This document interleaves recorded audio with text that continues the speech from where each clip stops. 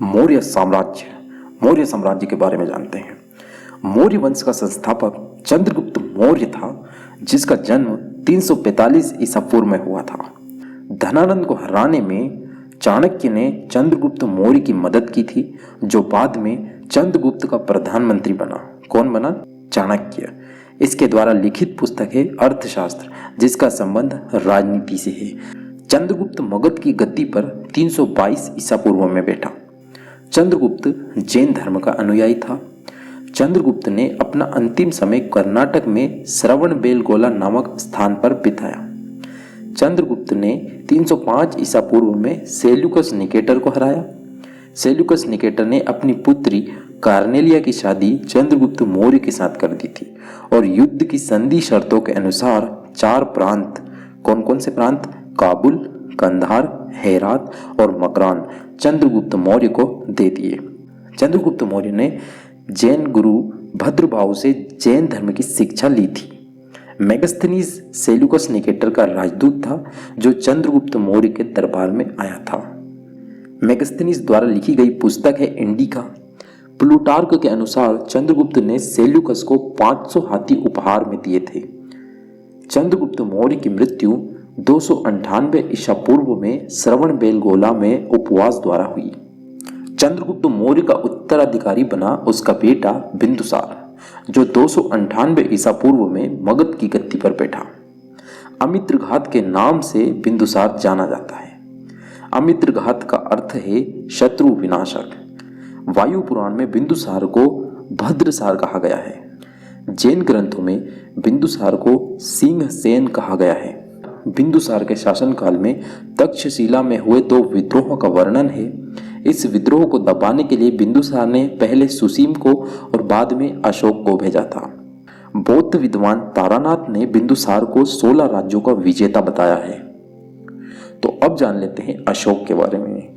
बिंदुसार का उत्तराधिकारी उसका बेटा अशोक बना, जो कि 269 ईसा पूर्व में मगध की राजगद्दी पर बैठा। राजगद्दी पर बैठने के समय अशोक अवंती का राज्यपाल था। पुराणों में अशोक को अशोकवर्धन कहा गया है। अशोक ने अपने अभिषेक के 8वें वर्ष लगभग 261 ईसा पूर्व में कलिंग पर आक्रमण किया और कलिंग की राजधानी तोसली पर अधिकार कर लिया। उपगुप्त नामक बौद्ध भिक्षु से अशोक ने बौद्ध धर्म की शिक्षा ली थी।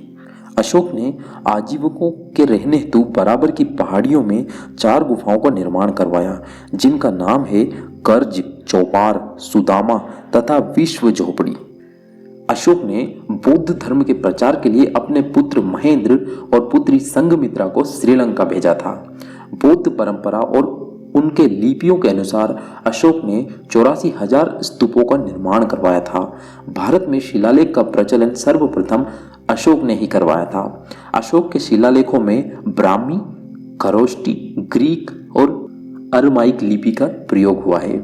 ग्रीक एवं अरमाइक लिपि का अभिलेख अफगानिस्तान से, खरोष्टी लिपि का अभिलेख उत्तर पश्चिम पाकिस्तान से और शेष भारत से ब्राह्मी लिपि के अभिलेख मिले हैं। अशोक के अभिलेखों को 3 भागों में बांटा गया है: शिलालेख, स्तंभलेख और गुहालेख। अशोक के अभिलेख पढ़ने में सबसे पहली सफलता 1837 ईस्वी में जेम्स प्रिंसेप को मिली।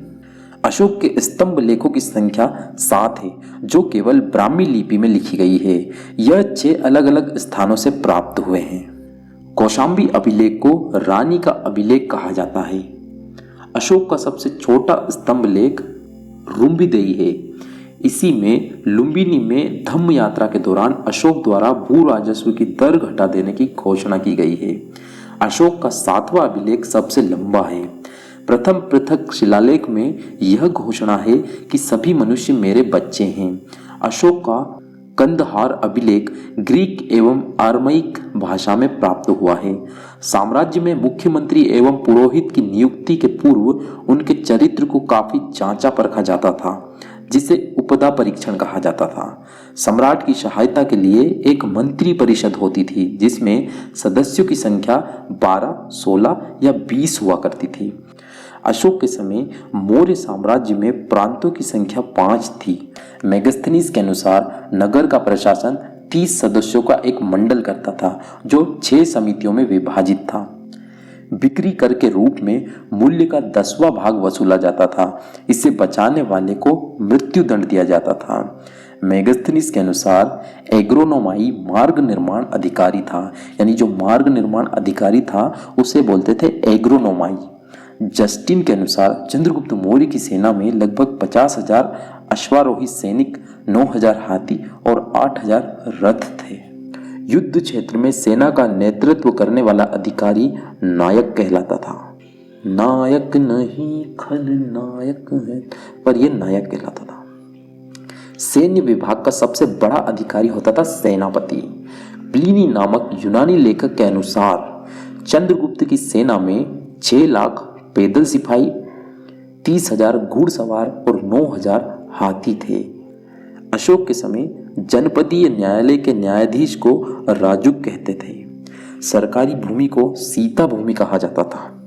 मेगास्थनीज ने भारतीय समाज को 7 वर्गों में विभाजित किया है: दार्शनिक, किसान, अहीर, कारीगर, सैनिक, निरीक्षक और सभासद।